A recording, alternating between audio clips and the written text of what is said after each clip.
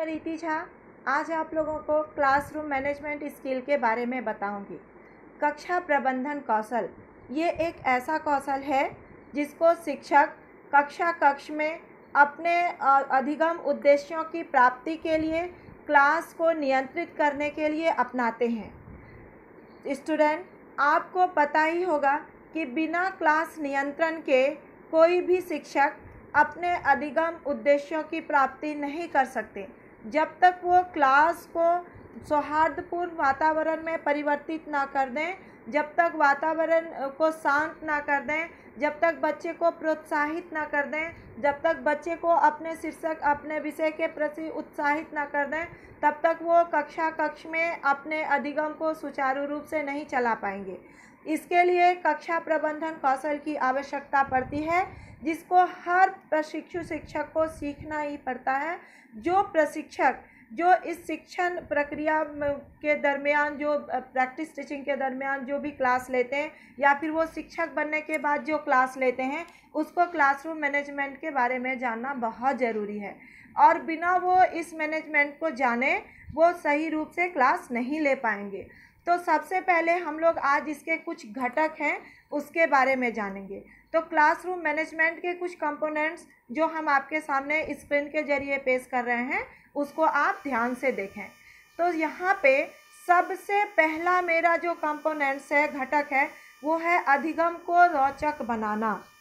हम आपको पहले भी ये बता चुके हैं कि एक शिक्षक को अपने क्लास को नियंत्रित करने के लिए बच्चे में रोचकता भरना बहुत ज़रूरी है। अगर आप अपने अधिगम प्रक्रिया को सही ढंग से प्रस्तुत करना चाहते हैं, अपने प्रक्रिया को सफल बनाना चाहते हैं, तो इसमें बहुत ज़्यादा ज़रूरी होता है कि आप उसको रोचक बनाएं। तो उसको रोचक बनाने के लिए आपको ये ज़रूरी होता है कि आप बच्चे से कोई ऐसी बात करें कि बच्चे आपसे प्रभावित हो जाएं। आप अब बच्चे से पूर्व ज्ञान से संबंधित प्रश्न पूछ सकते हैं, कुछ ऐसा दोहा पूछ सकते हैं, कुछ कविता पूछ सकते हैं, कुछ उसको उदाहरण दे सकते हैं। यानी बच्चे के साथ आपका इतना घुल-मिल तालमेल हो जाए कि बच्चे को क्लास में अनुशासन के साथ रहें और आपको क्लास लेने दें। दूसरा हमारा यहाँ पे कंपोनेंट्स है, वह है उद्देश्यपूर्ण अधिगम। यहाँ पे आप देखेंगे कि हमारा अधिगम का जो उद्देश्य होता है वो होता है बच्चे को प्रेरित करना, बच्चे को सिखाना, बच्चे को उस टॉपिक के बारे में पूर्ण जानकारी देना जिसका प्लान करके आप कक्ष में आते हैं। तो इसके लिए आप कुछ विधियों का उपयोग कर सकते हैं, TLM का उपयोग कर सकते हैं, या बच्चे को आप अपने तरह से बच्चे को प्रोत्साहित कर सकते हैं। तो आप यहाँ पे अपने अधिगम उद्देश्य के प्राप्ति के लिए बच्चे के साथ इस तरह का तालमेल बना सकते हैं। और तीसरा हमारा जो पॉइंट है वो है अनुशासनहीनता पर नियंत्रण। ये बहुत ज़रूरी होता है। कक्ष में अनुशासनहीनता पर नियंत्रण करने के लिए एक शिक्षक को ये ज़रूरी होता है कि वो अपने वातावरण पर ध्यान दें, क्लास के वातावरण पर ध्यान दें, अपने बच्चे के स्तर पर ध्यान दें, बच्चे की स्थिति पर ध्यान दें और अपने वातावरण को अपने अनुकूल बनाएं और बच्चे को ऐसी शिक्षा दें कि वो अनुशासनहीन ना बन के आपको क्लास में अनुशासन को, जो डिसिप्लिन है, उसको मेंटेन करें और आपके कक्षा नियंत्रण में वो आपका समर्थन करें। अगला है हमारा वांछित व्यवहार का पुनर्वलन। वांछित व्यवहार के पुनर्वलन में एक शिक्षक के लिए ये बहुत ज़रूरी होता है कि वो सकारात्मक वांछित व्यवहार को अपनाएं और नकारात्मक वांछित व्यवहार का त्याग करें। सकारात्मक वांछित व्यवहार का मतलब है आप बच्चे को प्रेरित करें, बच्चे को समर्थन दें। जैसे आप बच्चे को बोल सकते हैं, बच्चा अगर आप कोई क्वेश्चन करते हैं और बच्चा उसका जवाब देता है, तो आप बच्चे को बोल सकते हैं वेरी गुड, गुड, एक्सीलेंट, ऐसे आप बच्चे को बोल सकते हैं। या फिर बहुत खुशी की बात हो या बच्चा बहुत अच्छे से आपकी बातों को सुन रहा है, वो हर एक्टिविटी में आपका साथ दे रहा है, तो आप बच्चे को बोल सकते हैं शाबाश, अति उत्तम। तो इस तरह से बच्चे को जब आप पुनर्वलित करते हैं, जब बच्चे को प्रेरित करते हैं, तो बच्चा आपके वांछित व्यवहार से कुछ खुश हो जाता है और वो आपके अधिगम प्रक्रिया में वो आपकी सहायता करता है और आपकी बातों को ध्यान से सुनता है। तो स्टूडेंट आप यहाँ पे ये ज़रूर ध्यान देंगे कि बच्चा अगर आपका समर्थन कर रहा है, आपका सपोर्ट कर रहा है, आपके द्वारा बताए गए बातों को सुन रहा है, उससे वो कुछ सीख पा रहा है, तो वो अपने आप आपके अनुकूल चलेगा। और जब वो आपके अनुकूल चलने लगेगा, जब आप इस तरह का वातावरण, इस तरह का माहौल तैयार कर देते हैं कि बच्चा आपके अनुकूल चलने लगे, तो आपका कक्षी प्रबंधन जो है, ये कौशल जो है ये सफल हो जाता है और आप अपने क्लास को बहुत अच्छे ढंग से ले पाते हैं और बच्चे को सिखा भी पाते हैं। अगला हमारा जो पॉइंट है वो है अंतःक्रिया प्रोत्साहन।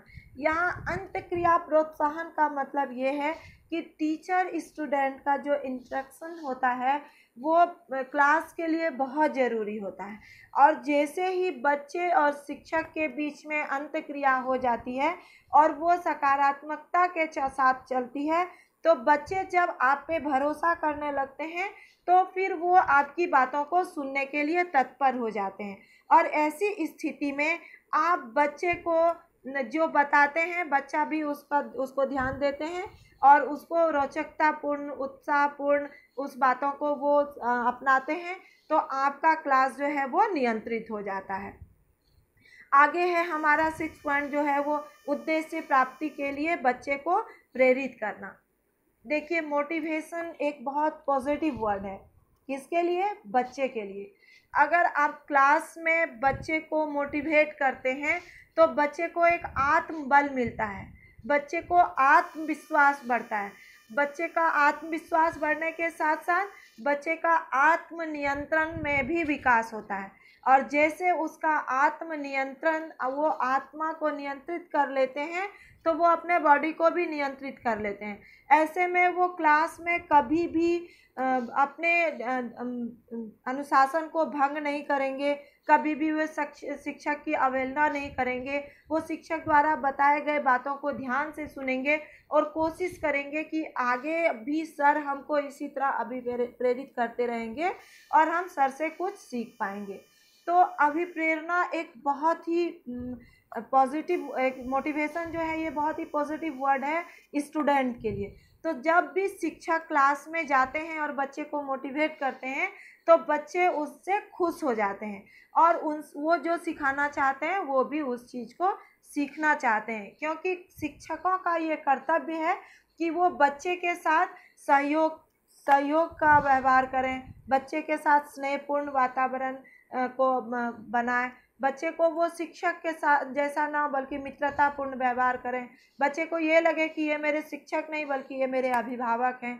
तो ऐसे में बच्चे आपको इतना सपोर्ट करेंगे कि आप जो अपने उद्देश्य की प्राप्ति के लिए कक्ष में गए हैं, उस अधिगम प्रक्रिया के उद्देश्यों की प्राप्ति आपको कुशलतापूर्वक हो जाएगी और आपको भी ये आत्मसंतुष्टि होगा कि हमने जो आज क्लास लिया वो मेरा बहुत अच्छा रहा, इफ़ेक्टिव रहा, बच्चे उससे सीख पाए और आपके मन में भी आपको संतुष्टि हुई। इसके साथ साथ हम इसके कुछ तथ्य को भी आपके सामने प्रस्तुत कर रहे हैं। आप स्क्रीन में इसको भी ध्यान से देखेंगे तो इसमें भी हम आपको 8 पॉइंट बताए हैं। तो इसका पहला तथ्य जो है वो है कक्षा का आकार। स्टूडेंट, ये बहुत ज़रूरी होता है। ऐसा नहीं है कि आप क्लास में इनकी ओर पढ़ाना शुरू कर दिए, आप बच्चे की स्थिति को देखे ही नहीं, वो कहाँ बैठे हैं, कैसे बैठे हैं, किस प्रकार बैठे हैं, वो एक साथ 10 बैठ गए हैं, किसी बेंच में अकेले कोई बैठा हुआ है, जितने शरारती तत्व के बच्चे हैं सब एक साथ बैठ गए हैं, जितने सीधे बच्चे हैं वो इधर उधर बिखरे हुए हैं। तो ऐसे में आप कितना भी अच्छा प्लान करके गए हैं, आपका TLM कितना भी अच्छा हो, आपका क्लास नियंत्रित नहीं होगा और जब तक आपका क्लास नियंत्रित नहीं होगा तब तक आपका अधिगम प्रक्रिया कभी भी सफल नहीं होगा। तो इसके लिए आपको ज़रूरी है कि आप कक्ष के आकार को ध्यान से देखें और उसको नियंत्रित करने की प्रक्रिया को अपनाएं। दूसरा है हमारा ध्यान आकर्षण करने के लिए प्रश्न पूछना। बच्चे को, जैसे अंत क्रिया की बात अभी हम बोले, तो बच्चे को आप अपने ओर आकर्षित करने के लिए बच्चे से आप प्रश्न पूछ सकते हैं, बच्चे से आप कुछ एग्जाम्पल पूछ सकते हैं, बच्चे से आप कुछ दोहा का स्वरूप पूछ सकते हैं या फिर बच्चे से आप ऐसे कुछ बात कीजिए कि बच्चा आपकी ओर ध्यान दे। अगर आप बच्चे से प्रश्न पूछते हैं और बच्चे आपके क्लास में ध्यान ना देकर शरारत कर रहे हैं, तो उनको मन में ये ज़रूर होता है कि हम ध्यान नहीं दे पाए, इसलिए हम सर को जवाब नहीं दे पा रहे। तो अगले जैसे ही आप पढ़ाना शुरू करते हैं आगे से, तो वो आपकी बातों पर ध्यान देने लगते हैं। तो बच्चे का ध्यान आकर्षण करने के लिए बच्चे से प्रश्न पूछिए। दूसरा है हमारा चौथा पॉइंट जो है वो है छात्रों को अपमानित ना करें, छात्रों का तुलना ना करें। देखिए, बच्चा का मन बहुत भोला होता है।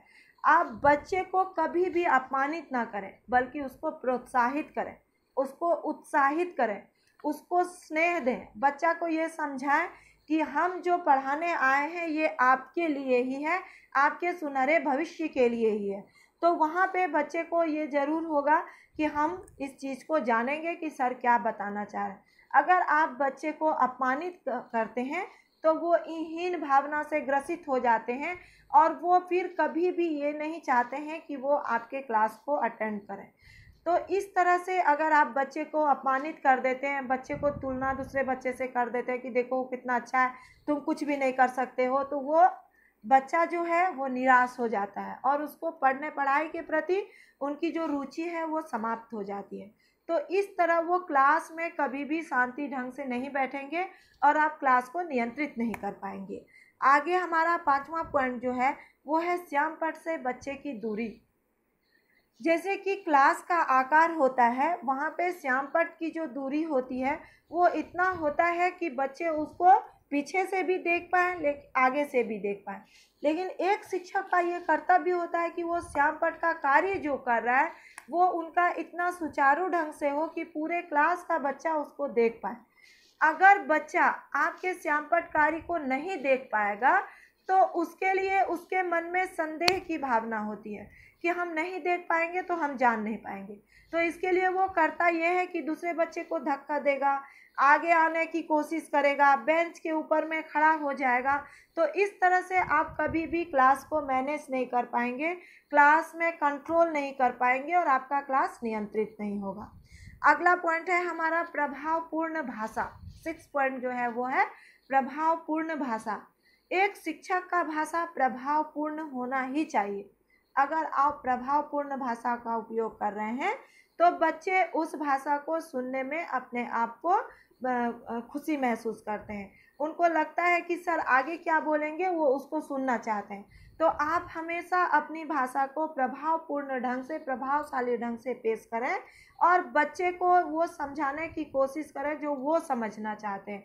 आप बच्चे के अनुसार कक्षा के वातावरण को निर्मित करें, उसके अनुकूल आप क्लास के वातावरण को निर्मित करें और आप क्लास लें।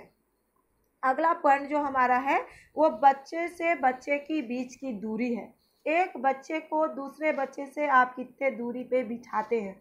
अगर आप बच्चे को एकदम से करीब में बिठाते हैं और आप कुछ ऐसा लिखने के लिए दिए हैं और बच्चा उसको सही ढंग से नहीं लिख पाएगा, तो वैसी अवस्था में भी बच्चे वहाँ पे हल्ला करेंगे और आपके क्लास को शांति से आपको लेने नहीं देंगे और ना ही आप अपने क्लास को नियंत्रित कर पाएंगे। आगे है हमारा उचित सहायक सामग्री। आप जब भी TLM यूज़ करें, कक्षा प्रबंधन का ये एक बहुत अच्छा तरीका है कि आप कक्षा को प्रबंधित करने के लिए आप अपने TLM को सही ढंग से प्रस्तुत करें, सही जगह पे उसका इस्तेमाल करें कि पूरे क्लास के बच्चे उसको इक्वल देख पाएँ, सभी समझ पाएँ कि आप क्या दिखाना चाहते हैं, क्या समझाना चाहते हैं। तो ऐसे में बच्चे स्थिर होके अपने सीट पे बैठ के उसको अच्छे से देखेंगे। तो इस तरह से क्लासरूम मैनेजमेंट को बताने का मेरा ये मतलब है कि आप जब भी, चूँकि आप शिक्षक प्रशिक्षण प्राप्त कर रहे हैं और आप पहले प्रैक्टिस टीचिंग के लिए जाएंगे, तो वहाँ आपको जो बच्चे मिलेंगे आप देखेंगे कि वो एक नए रूप में आते हैं स्कूल। वो जब आपको नए शिक्षक के रूप में देखेंगे तो वो थोड़ा थोड़ा शरारत भी करेंगे, आप क्लास में हल्ला भी करेंगे, आपकी बातों को ध्यान नहीं देंगे, सुनेंगे नहीं। लेकिन जब आप उस बच्चे को अपने प्यार देके, स्नेह देके, सहयोग देके, मित्रतापूर्ण भाव से उसके साथ ऐसा व्यवहार करके, सकारात्मक व्यवहार करके उसको अपना पाते हैं, उसको दिल में जगह बना पाते हैं, फिर वो बच्चे आपको सिर्फ शिक्षक ही नहीं, गुरु भी समझने लगते हैं, ईश्वर समझने लगते हैं, वो आपको अभिभावक समझने लगते हैं और आपका वो इतना सपोर्ट करते हैं कि आपको गर्व होता है कि हम एक शिक्षक हैं और आपको ये भी उत्साह होता है कि आगे भी हम एक अच्छा शिक्षक बनेंगे और जितना भी हो सके हम बच्चे को अपना पढ़ाई आप जो जानते हैं आप शिक्षा दान करेंगे। तो स्टूडेंट, इस वीडियो में आप जो भी सीखे उसको आप और भी बढ़िया से देख के, उसको अच्छे से देख के सीखिए। अगर आपको कुछ डाउट्स है, आपको कुछ लग रहा है कि हमको इसमें और कुछ जानना है या फिर आपको कुछ क्वेश्चन है, तो आप कमेंट्स बॉक्स में उस बात को लिखिए और इस वीडियो को देख के इसको सब्सक्राइब कीजिए और कोई क्वेश्चन है तो वो आप हमसे कर सकते हैं। धन्यवाद।